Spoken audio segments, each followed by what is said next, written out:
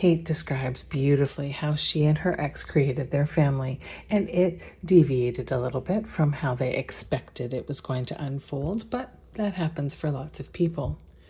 Beyond that, though, the conversation moves into Kate's being an author.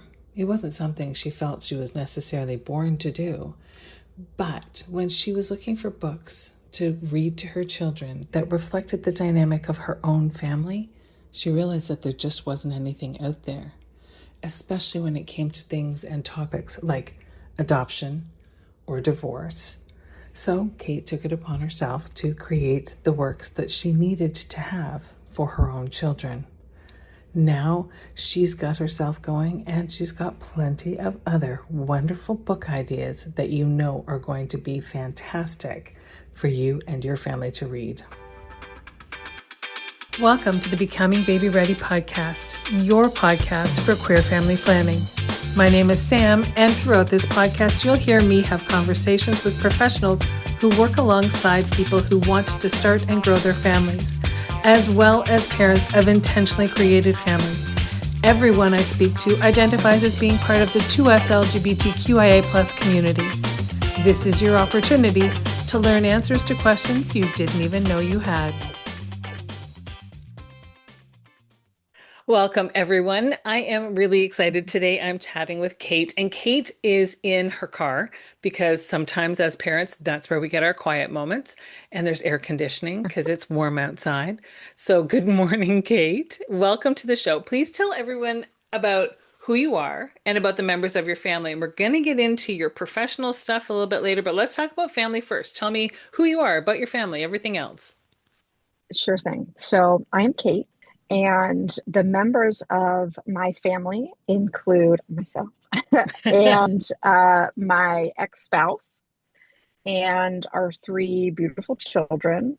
I have a 5-year-old, a 4-year-old, and a 2-year-old. So we have several.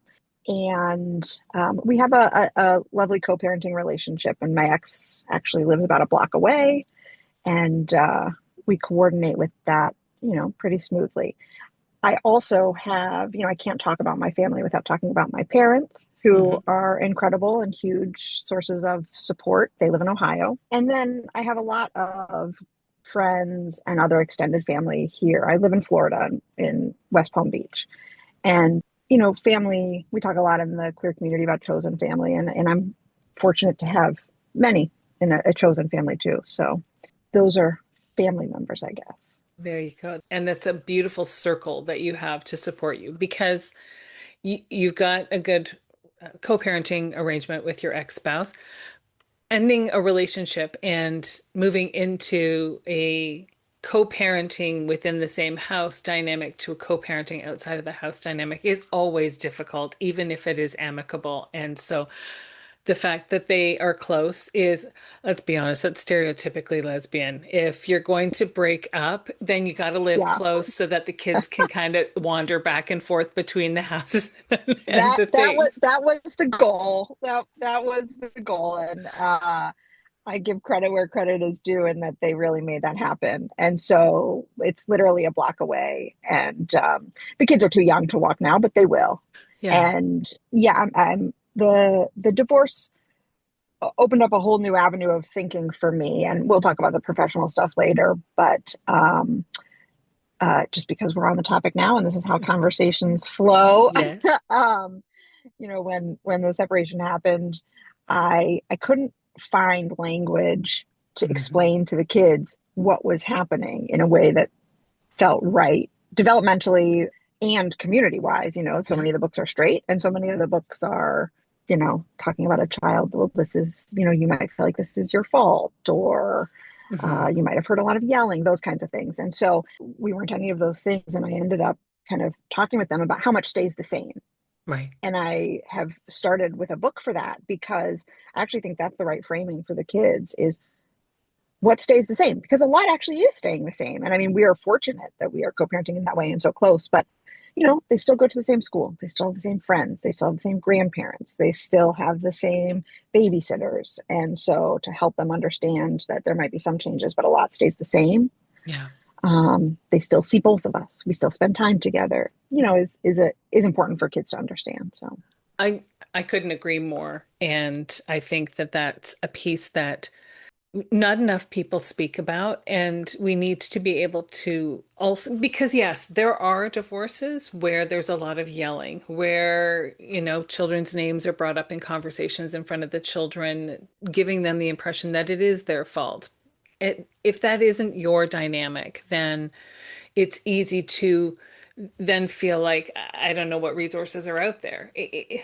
It's like any right. book, though, right? I mean, if you're a mystery lover, you're a mystery lover. If you're a historical fiction lover, you're a historical fiction lover. And the Mhm. stories may have some similarities. There's a romance, there's a storm in the night or whatever happens, but how you get to those stories Mhm. and everything else, it's allowed to be different and still equally valid. So I love the fact that you Yeah. thought, no, there's nothing out there really ticking this box. I need to do Yeah. my own thing. How Yeah. long, or I guess when did you Mhm. and your ex get together and then decide that you Mhm. were going to start a family together? So we actually met right out of college. So I'm 44. And we met at 22 in a teacher preparation program. And so met then and we dated then, but they were in Florida. I was in Washington, D.C., where I was for many, many years. Shout out to DC. I love DC. Nice. and and so we were long distance and that sort of fell apart and but we drifted apart then and but remained friends and reconnected in 2015 and got back together and decided to really, you know, do the relationship and decided to get married. And we looked at DC or Florida, and they had some family connections here that we thought would be nice, actually, specifically to raise a family around. Mhm. Having grown up here, and so moved here to West Palm in 2017. And we knew we both wanted to have kids. I'm in education and in early childhood, and we met in a teacher preparation program. My ex is no longer a teacher; he's actually a lawyer. But we knew we wanted to have kids, and so started that process pretty early, and actually did kind of the initial fertility clinic experience in 2017, just kind of getting our feet wet with it, but then didn't really do anything with it for a year or two, just settling into our lives here. And then in 2019, decided, all right, let's really look into this and kind of get going. And uh, it was pretty easy for us. We decided to use a sperm donor. We actually did ask a couple friends, and then none of those panned out for whatever reasons. Yeah. And so decided to look into sperm banks. And so we ended up with Seattle Sperm Bank. Mm. And it's an odd experience for sure to go through the profiles and you're like, wow, that is a lot. And how do you choose this? Mm. It's a weird thing. But we ended up finding a donor profile that we liked, and we liked different things. My ex liked that he was in law school. I liked that his dad was a professor like my mom. And then, it's just the funny little things like you listen to the audio and he's talking about going to Mexican restaurants. And he was like, I just think the chips and guacamole should always be free. And I was like, I mean, yes. I was like, and I think I'd like to hang out with you. And honestly, for me, that was it. I was like, he's the one. Yeah. And so, and he had some of the similar features to my spouse at the time. And so we moved ahead with that. And we did a couple IUIs. They didn't take. And then decided, because I was 37, to just move straight to IVF. Right. And so we moved to IVF and we did a round of egg retrieval. And out of that, we got one viable embryo.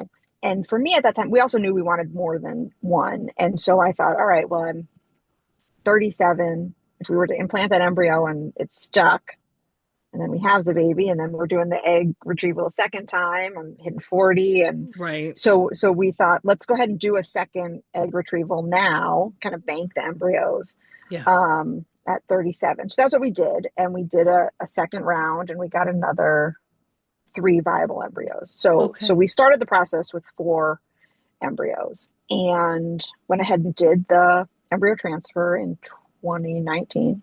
And it stuck. The first one stuck. Nice. So, super fortunate on that. And Hmm. our daughter was born then August of 2020. So COVID hit in March. So I did Mm. most of my pregnancy in COVID. And then she was born August of 2020. And so Wow. I ended up with a C-section. She didn't want to come out.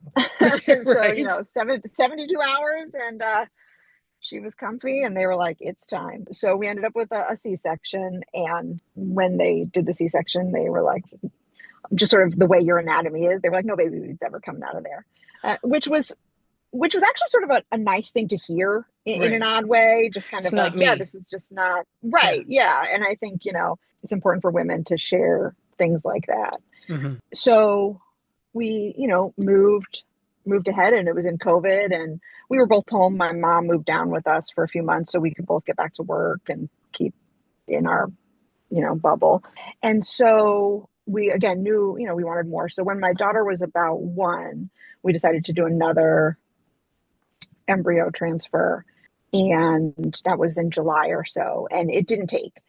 And which was devastating to me, as it is, I think, for many people. Even if you have one and Hmm. you had additional embryo, it's a you are so hopeful. Yep. So that was hard, and I at that point sort of said, I can't. I just know my own brain. I was like, now we're just counting down embryos. This is not something I can do. I was like, I don't want to put another one in. I don't Right. want to count down embryos. You know, and so my partner had always been interested in adoption and had been a guardian ad litem and so actually said, well, let's look at adoption and sort of maybe just pause that Hmm.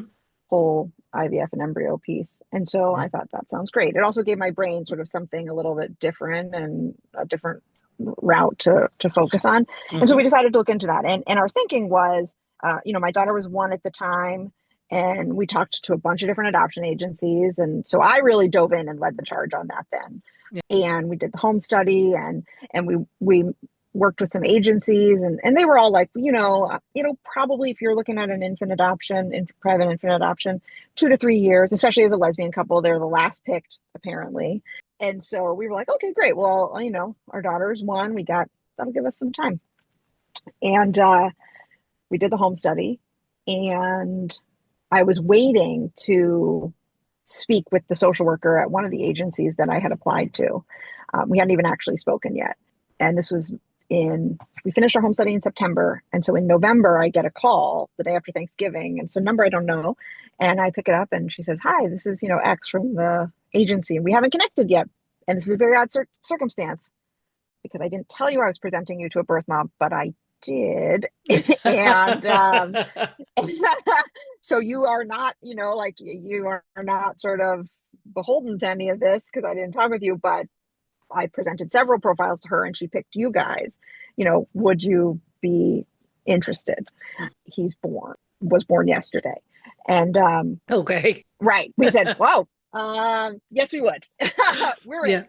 Yeah. And so literally that night we drove to where our son was born. And we got to meet him that night in the hospital. And then the next day we were able to meet his birth mom and take him home. And so we brought our son home then in November of 2021. So my oldest and my middle are just 15 months apart, where we had been expecting, 2 or 3 years, but they're 15 months apart. Just sort of how it all happened, which was Yeah. wild. So we have my middle, and it's wonderful. And I'll be honest, 1 kid was a big transition for me. Sure.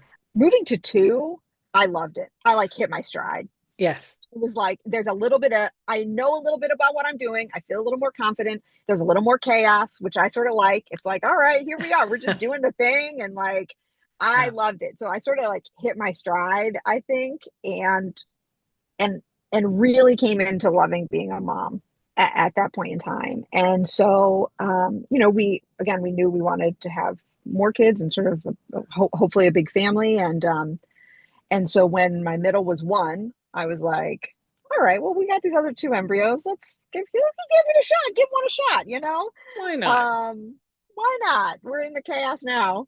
And we were both in our at that time then early 40s, I guess. And so we did another embryo transfer in, I guess it would have been early 2023. And so then our final daughter was born in September of 23. So she'll be 3 this coming September. And she's a full biological sibling to my oldest. So Right. the oldest and the youngest are full biological siblings, and my middle was adopted. And so that's our family structure. And Wow. they're just wonderful kids. So yeah, and I will say I don't use the name of my spouse or the names of my kids when I talk about them anywhere publicly or online. We don't share photos or anything like that, just because those are privacy pieces, for them. Yep. And it's interesting. I mean, we can go down a whole rabbit hole and we won't necessarily because it's not the focus of this conversation. But there are two very separate camps. There are parents who show their children and disclose information and names and such of their children, and there are parents who don't and say that it's their children's decision to make when their children are old enough to do so. And I can see both sides, absolutely. Hmm. But at the end of the day, it doesn't matter who can see what side. Right. It's about your family and what feels right for your family. Right. So this is the step that you take, and I think that that's Yeah. absolutely perfect. And you've got your 3 beautiful children, and you're done. You're That's done. right. We're done. We're done. We're No done. more. No, it's I read a bunch of stuff before you have I read a bunch of stuff about having the third, and it was like, half of it was like, it's one more, it's like whatever, it's already in chaos. And the other half is like, it's exponentially harder. And I was like, it's exponentially harder. You are outmanned. Right? That's Yeah, right. you are outmanned, you are outhand. Yeah. There's no third hand, Yeah. so Yeah. but I mean, I love it. I love it. And my pregnancy with my third was so special to me. And she's just they're all little dreamboats. And Yeah. I feel very fortunate because I love being a mom, and there's no guarantee on that, right? I mean, Yeah. there's not, and that's okay. Yeah. Yeah. That's okay. But I feel lucky. Yeah. But we are done. We we are done. Yeah. And Yeah. I want to spend a little bit of time talking about how you have slowly evolved in your work and in your dynamic. You've been in education your entire career in some Hmm. way or another. But Hmm. what you're going to talk to me about in terms of profession is different. And for those who listened to last week's episode, you know that I had Tom Tracy on and we were talking about his creation of a workbook that is meeting a need for queer families that isn't hasn't already been previously met elsewhere. Today you're coming here to talk to me not just about your beautiful family of 5 that shares time between 2 houses, but also the professional work that you're doing beyond the classroom type education type work. Can you Hmm. delve into a little bit about where did your mind go? How did you decide this is obviously this is my next step? Right, right. Um, it really has been a natural evolution. And so where I am right now is, just to, be clear, is in the process of creating books to help families have clear conversations with their kids, in particular about their origin story or about kind of family changes and family structures. Mhm. And I think I'll continue to evolve over time. But where this came from is that, when my first was born, as a queer family, in some respects, it's easier than being a straight family because it's quite obvious you went about things a bit differently. You Right. can't, I mean, and so there's no choice to not talk to my child about where they came from, or to talk to my family about where and how they came from. And the friends at the playground are going to know at least the parents are going to know something else happened here. Yeah. Yeah. And so I was like, okay, well, she's donor conceived. How do I talk about that with her? Hmm. And so I started to look into books, and the books that I could find around the topic, first of all, were mostly IVF books, which is separate from donor conception. Right. It's a different, I think they get conflated often. Sure. Um, and they are different concepts. The donor conception concept in and of itself is about identity, where IVF is about process and parent process. Sure. And so I couldn't find any books. And I also was then taken aback, quite frankly, and I share my ignorance with this because I think it is helpful, that I didn't know there was a donor conceived community. I didn't know it was a thing. Yeah. I did not know. I mean, I knew it was a thing, but I didn't know it was a community, and that there is a lot of thinking out there that I need to know as Sure. the mom of a donor conceived child. So, and as soon as I sort of saw this community, and I was like, of course there is. And of course I should be learning from people who have walked this path well before my daughter and well before my family, to Hmm. figure out how to most appropriately support her in understanding this. So, just sort of side note, I really dove into that, and we ended up connecting with her donor sibling cohort. And so her donor is anonymous until 18, for whatever that's worth in the 23andMe age. It's Right. not much. Nope. Nope. But whatever. I hope this man is ready. Because there's a raft of kids coming his way. It's coming, and it's not coming in 18 years because things move fast. So, Yep. but we will certainly try our best to honor that. But the whole world is, you never know in 18 years what things will look like. So all that to say, we've connected with her donor cohort, and it's been a beautiful experience. We have gotten together with them annually now. There's 5 or 6 families. We started with 4 families when my daughter was 2. And we did Orlando. And then the next year we thought that was wonderful. It was so nice to connect with these folks. Then we went to Chicago, and we had 6 families come. And the next year we did Denver, and we had 5 families in different ones. And this coming the end of July, we'll be going to Tennessee to meet with, we try to move around the country to make it easier for different families to join. So then sort of donor conception became a much bigger idea in my mind. And again, I just couldn't find books that would explain it to my daughter. And what I also realized was I had this real moment when she was like 6 months old. And I said to my 6-month-old, I was like, oh, and you have a sperm donor. And it sounded so weird. Right. And I was like, I don't know what words to say. And I sound awkward. Yep. And so I came to realize, like, what? I need to be comfortable with the words coming out of my mouth so that she doesn't take on any discomfort that I might have. Right. And so a lot of the books that I also found around IVF and donor conception are written for kids more around, I don't know, 8, 9, 10. Right. And that's too late. That's too late to be telling a child. 100%. I mean, as far as I'm concerned, they should be told their story from day one, literally, like Sure. the day you come home, 6 months old. And you're saying it so that you get the words right, so that by the time your child has the language and understands it, right, that then you figured out, you're like, I don't like sperm donor, or I don't like birth mom, or what am I going to call the birth dad? I mean, we go with birth dad, but so it's all these things, but it's about the adult getting comfortable with the language. That's what their babyhood is all about, isn't it? It's about giving us the opportunity to spend time becoming comfortable. You're talking to them, they don't Yes. have an idea what you're talking about, and you're just practicing the words, right? I Yes, mean, to me, that's the beautiful exactly. part of the whole, when they're babies, just talk to them about everything and you'll figure it That's out. right. Yes, exactly. Exactly. And so I made it just a book myself. I just wrote it. I was like, I don't like any of the ones out there. There's a few good ones, don't get me wrong, but I couldn't find any I quite liked. And so found just mixed books, and I just made a book for my daughter. And so it talked about sperm and egg, and it talked about, then we meet up with your donor siblings. And so that was sort of that. Hold on for just a moment. We'll be right back.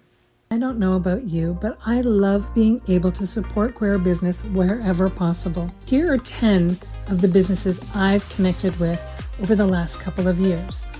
The first is Conscious Leadership Academy, and you can find them at lauriesolpizio.com, littlebondco.com, birthmarksupport.com, everydonation.com, fertilitylawcanada.com, understorycafe.com, heygaddies.com, gwkacademy.org, informedfertility.ca, and knifeyspoony.com. To learn more and visit these websites, check out the bottom of the show notes over all of the episodes in the coming weeks. And then my son came along and was adopted. So then I started looking into the adoption books. And I was like, also, that's a no for me. Right. Again, there are some good ones, but a lot of the adoption books center on, we prayed for you and we waited for you and you're a gift. And those things weren't quite right from my heart either. My son's adoption is about him. And it's his story to own, and we're not a gift to him, and he's not a gift. So there's, and the waiting centers the parent, where that's irrelevant to a small child. Like you're waiting, you're praying is irrelevant to a small child. So yeah, I encountered the same problem with the adoption piece. So I wrote a book for my son that explained adoption in the way I wanted to explain it to him. As you do. Right. And so, and then the divorce came. And again, I looked at the divorce books and I was like, also a no. I was like, so I'll write my own. There you go. And so then I actually just had a lot of people around me who were like, this is very helpful. Mm-hmm. Like the language is young, but it is clear. I mean, I use sperm and egg. I'm not going to talk about vegetable patch or whatever. Right. It's clear language that's developmentally appropriate. Yeah.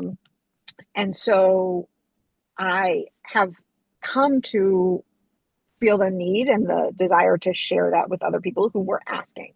And what I've also found is that, so I've written kind of these books. I'm also then working on one for queer families to share with schools, because that then is another issue that I ran into is, my daughter started kindergarten this year, and I am in education. I have been a teacher, and I did not prepare myself or her teacher appropriately. And I say those two people because it's not my job to prepare her. Right. Like what I need to do is actually prepare the environment for her, as opposed to putting the burden on her. And so I realized, I should have gone to her teacher and been like, hey, here's how we want you to handle Father's Day. Here's how I want you to handle Mother's Day. Make two, or whatever the case may be. And I thought, as an educator, if I didn't know what to do, what in the world are all the other queer families doing? Yeah. And so, and also in Florida, we've got these book bans. And so the idea of a book that would sort of get it in there a little bit in a way that, kind of could be family centric, so that it's not a teacher bringing in this book, but if we have a family centric book that a family brings in. So I've got a lot of those kind of ideas around. So then I wrote a guide for gay families that includes a letter for the teacher.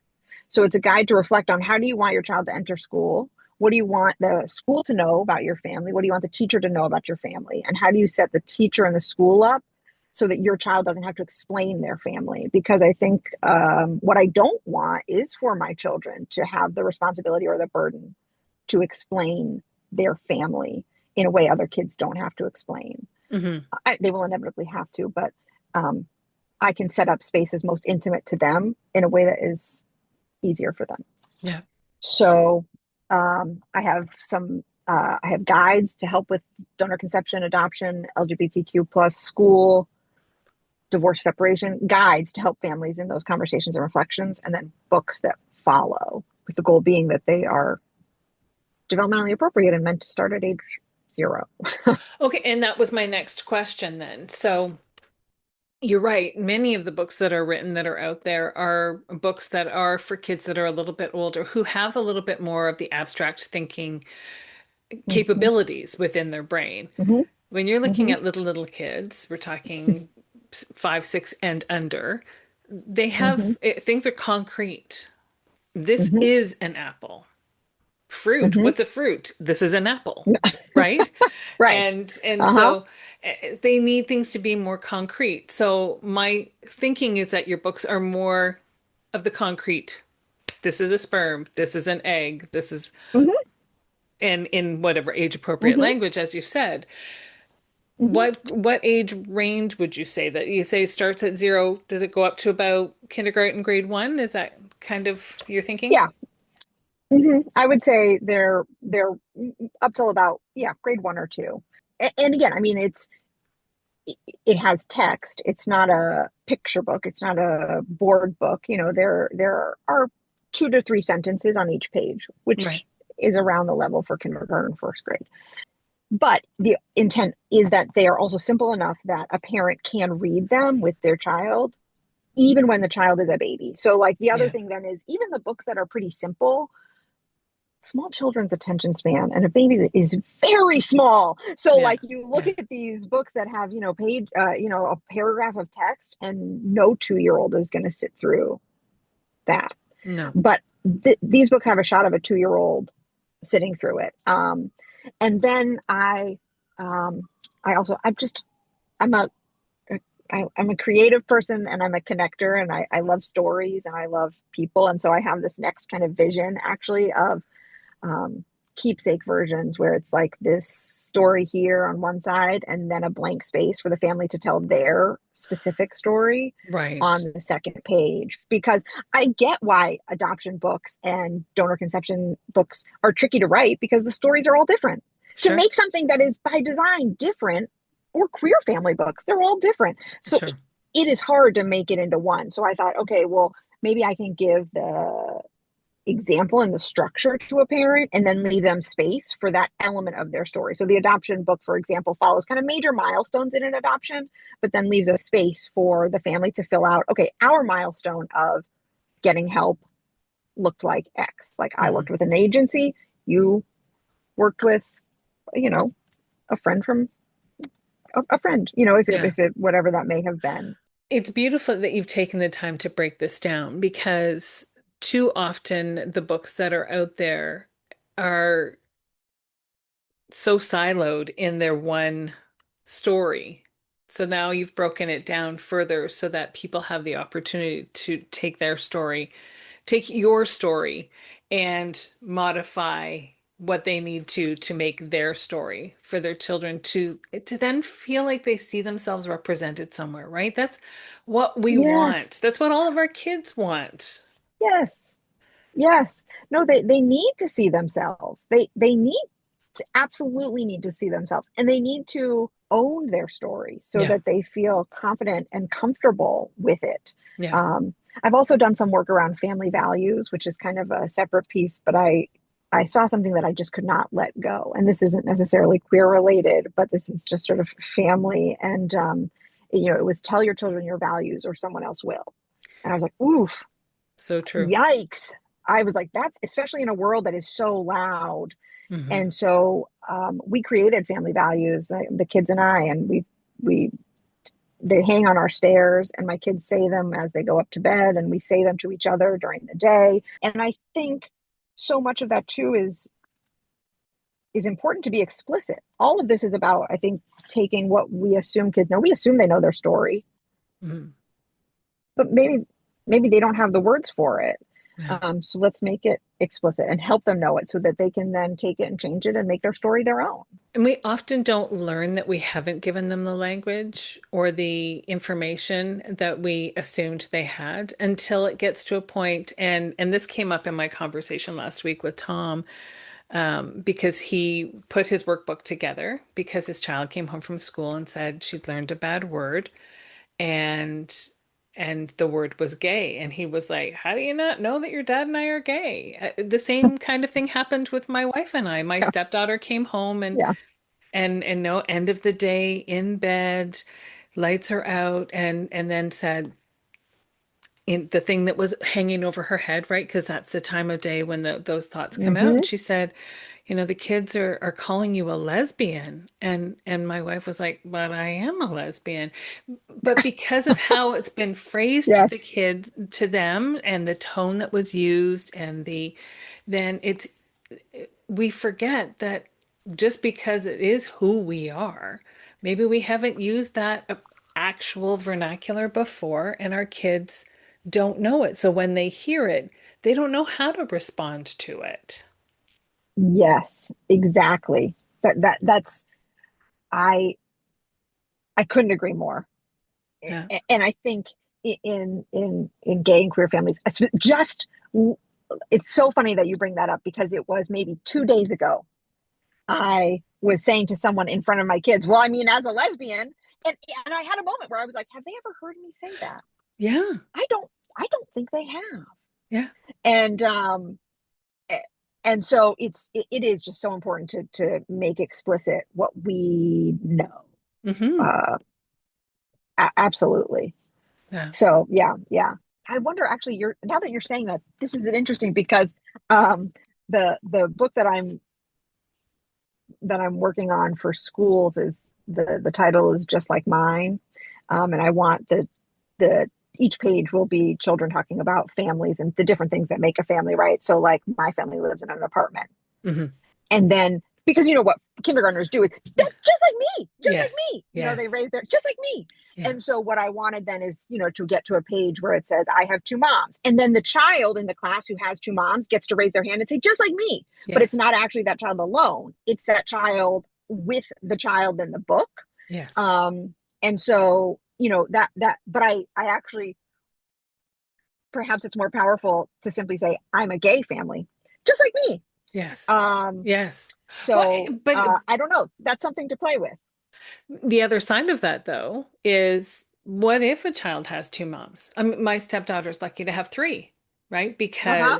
Because of the divorce and the reconnection, and so has three moms, Mm-hmm. So I mean, Yep. which isn't to Yep. say that I think you should put that in the book. I think leave it at two. That's more than enough moms, I think, for most people. But then when Right. you say I've got two moms, it doesn't necessarily mean cohabitation, two moms, True. same household. It could be two moms divorced, two moms because cishet Absolutely. parents separated and remarried. Like there's a whole, but at the same time, do you find a way to throw terms like lesbian and gay and queer or whatever into the conversation? Right. There's so many Right. layers there. Yeah. You've got lots of work to do, Kate. No, I know. And especially in Florida, because then I'm like, Oh, well, right, do you even have a right. shot to get it in the classroom if I put I have a gay family? If you say I have two moms, you got a shot because maybe you could say it's, the step or the whatever. But so it's a yeah, it's a lot It's a to process. navigate. Yeah. But there's there's a need and children need to see themselves in stories. And, I've spoken to some other folks who have some other folks in the donor conceived community and they're working on other books. And I'm like, this is so good. We should bundle them together because kids need to see multiple books with the Right. same topic and see themselves represented in multiple places, not just the Yes. one gay book, but Yeah. like seven gay books or seven books on Right. donor conception to normalize that. Yeah.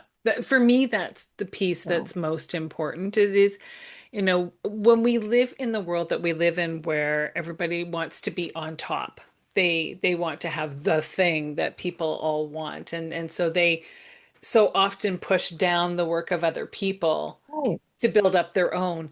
And as you say, children right. want to see themselves represented. And if we can have multiple places where Yes. they see themselves represented, they don't feel as much like an anomaly as if there was only Right. one big book and all the Right. other books were less than. Right. Absolutely. And I mean, I shouldn't say all of the books out there that I had found were no's. They were no for me at that particular moment. Like some Sure. of the ones written for the 8 and 9 year olds, they're great. 100%. And so it would be wonderful to then have like three or four that are good for the infant toddler, Yeah. three or four that are good for the 3, 4, and then some that are good for when they're a little bit older and they can read it on their own. And then Yeah. what does it look like when you're in chapter books and those kinds of things? I mean, Yeah. th- there's just such a need. There's such a need. There's zero room for pushing out or excluding any of the voices or the people trying to bring children's identity to the forefront. Yeah. So, I fully agree. I absolutely agree. I'm conscious of the time and I'm going to give you back. Mhm. I'm going to give you back to your family in just a moment. But before I No, do, thank you. I want to do as I do all the time, and you've listened to the show, you know what I'm going to ask you next. What I is do. your very favorite part of parenting your three beautiful children? Yeah. Um, it's hard not to give an answer similar to what most people do, which is Sure, the love of watching them grow and change because it's sure. so true. It's a beautiful thing to see, and especially as an early childhood person, Mhm. to have had my profession, be watching and understanding how children learn and grow, to see it Yeah, in my own children yeah. is a very, very cool thing to do. Um, but I also then, I was just thinking about it last night. Like we played this fun lion game with like a big cushion, and they pretended that they were sleeping lions, and we were on a safari hunt, and we had to go find the sleeping lions, and then they jumped out and they surprised each other. And one, it's a joy to be able to play with my kids. I'm Right. lucky that they're easygoing kids. They're fun. I like to play with them. Yeah. And I love to see them play with each other. Yeah. That is one of the most incredible things that I have seen. And I was just sort of watching them do it last night. And I was like, what a fortunate human I am to get to see these three people learn and grow together, and develop relationships with each other. And um, it made me feel very lucky. So I would say, I just enjoy being with them. I enjoy playing with them. I enjoy interacting with them. And I hope to support them in growing into whoever they want to be, and it's their journey. A very wise human, said to me as I worried about the divorce and the separation, is this going to impact X, Y, or Z, or will, being in a gay family impact them in X, Y, or Z? Adoption, and she said, you have a higher power, Mhm. and your kids have their own higher power too. And you have your own story and they have their own story. And you're there to support and guide it, but they have their own higher power and their own story, which I thought was helpful Nice. Yeah. Yeah. as a parent, but also just a beautiful thing to recognize. So I'm glad to witness it. Yeah. I think that that's a pretty beautiful way to close out the show. Thank you so much for taking the time to chat with Wonderful. me today and for telling me about your books. Oh, very quickly, where do people find your books if they want them? That's Sure. important, and it'll be in the show Yes, notes. that is. Yes. Yes. Yeah. So I have a website. It's called Connect in Us. Um, and the guides are all there, and you can sign up for as the books are getting the illustrator is finalizing some of the illustrations right now. The adoption book is first, and then it'll be the donor conception, and then the divorce, and then the uh, gay school book. But all of the guides are there to help families with these conversations. And then the books are in production. The adoption one will be available first in about a month, but it's at connectinus.com. And I have social media, very small. So if you wanted to join and follow, that would be great. Excellent. But social media isn't my dream, I would say. My dream is really the, books and conversations. But it's, and all of those are linked on the website though. So the website's the easiest place to go, and you can find the social media pieces there. So Perfect. yeah, and I would also say, if there are folks who have thoughts about topics that are difficult to I call them tricky, just like tricky conversations that Sure. matter and that you need to have soon. Yep. Um, I would love to connect, because I think the book structure that I'm working on, kind of like where one child tells it and then a parent or a family fills in their own side, is relevant to things like, I think about something like grief, like losing a parent or Loss losing a grandparent, right? or a pet. And a pet, absolutely. And so, like, how do you talk about that, and how does a child process their own story with that and have a space to put their own story Mhm. around that piece? But that, for example, is something that I don't have experience with it, and I'm only really comfortable writing, the pieces that I know.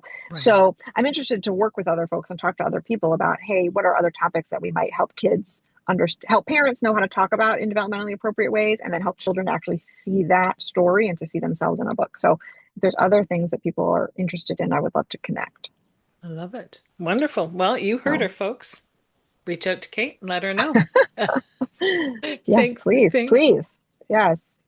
Thank you so much for taking the time to chat with me today. I really, truly appreciate it. Thank you. And thank you for all that you do to Oh, support queer families and to hear stories. And I was saying to you before we started that your podcast is a comfort to me, sort of like thank you. it's a comfort food. I don't know what else to say There about you it. go. It's a comfort food. So thank you for that. I Oh, appreciate it. oh, thank you. Yeah. That's very nice to hear. Thanks. I want to take a moment to acknowledge the stolen land I live and work on, because where we are matters. I live in Burlington, Ontario, Canada, and I carry colonial lineage. That's something I hold with both awareness and responsibility. The land stretching from Lake Ontario to the Niagara Escarpment and beyond has a history that runs so much deeper than the city I live in. It's Indigenous land, rich with story, relationship, and meaning, and my community benefits from that legacy every single day. This territory is held under the Dish with One Spoon Wampum Belt Covenant, a powerful agreement between the Iroquois Confederacy, the Ojibwe, and allied nations to share and care for the resources of the Great Lakes region together, peacefully. I also want to specifically recognize that I'm on the treaty lands and territory of the Mississaugas of the Credit. As a queer person, I find myself coming back to the land as a teacher, and one of the most profound things it teaches us is fluidity. The gender binary and heteropatriarchy didn't emerge from this land. They were brought here by colonizers, the same people who tore Indigenous children from their families, their homes, and everything they knew. Those children were then sorted into one of only two rigidly prescribed categories and forced to perform a version of gender that was never theirs to begin with.